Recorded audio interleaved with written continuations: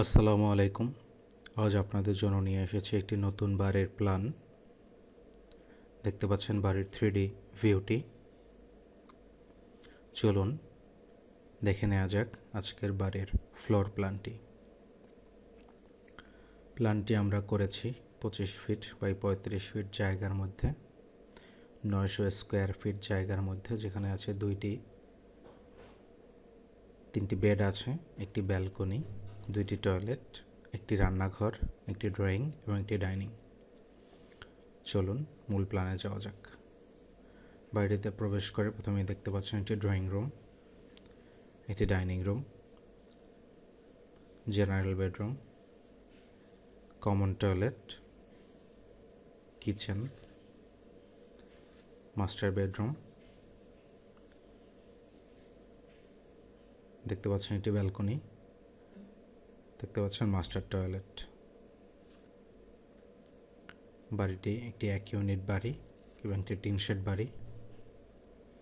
বাড়ির ডান পাশে ছাদে যাওয়ার জন্য একটি স্পাইরাল সিঁড়ির ব্যবহার করা হয়েছে।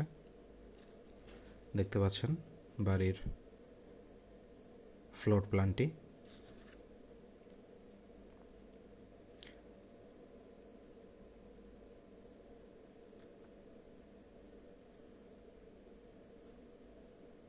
দেখতে পাচ্ছেন রুমের মাপগুলো সঠিকভাবে দেওয়া আছে। বারান্দার মাপটি দেওয়া ছিল না, বারান্দার মাপটিও দেওয়া আছে।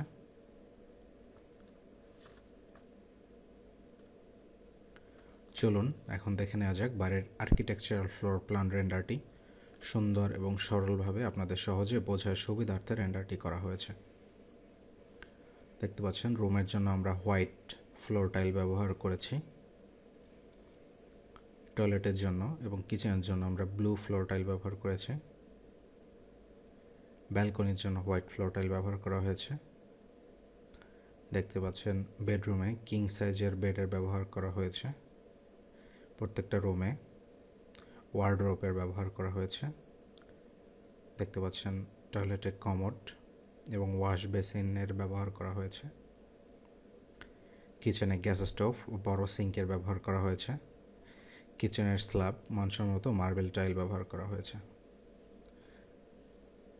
আপনাদের বোঝার সুবিধার্থে খুব সুন্দর এবং সাবলীলভাবে আমরা আর্কিটেকচারাল প্ল্যানটি সাজিয়েছি।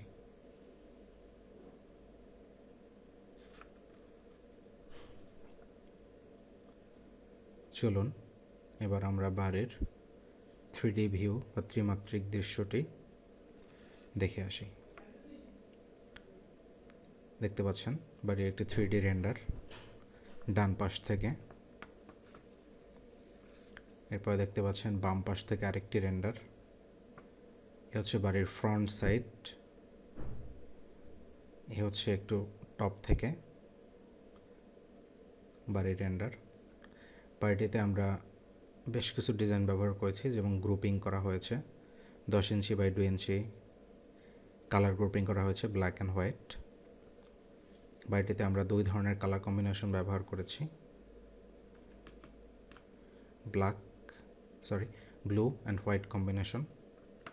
আমরা বাড়ির বাহিরে টাইলস ব্যবহার করেছি ব্রিক টাইলস, এবং দেখতে পাচ্ছেন নিচের দিকে ব্লু এবং হোয়াইট স্ট্রাইপ টাইল ব্যবহার করা হয়েছে। বাড়ির যে ব্যালকনি সেখানে আমরা এসএস পাইপ দিয়েছি এবং নিরাপত্তার সাথে পুরো ব্যালকনিটি আটকিয়ে দেওয়া হয়েছে।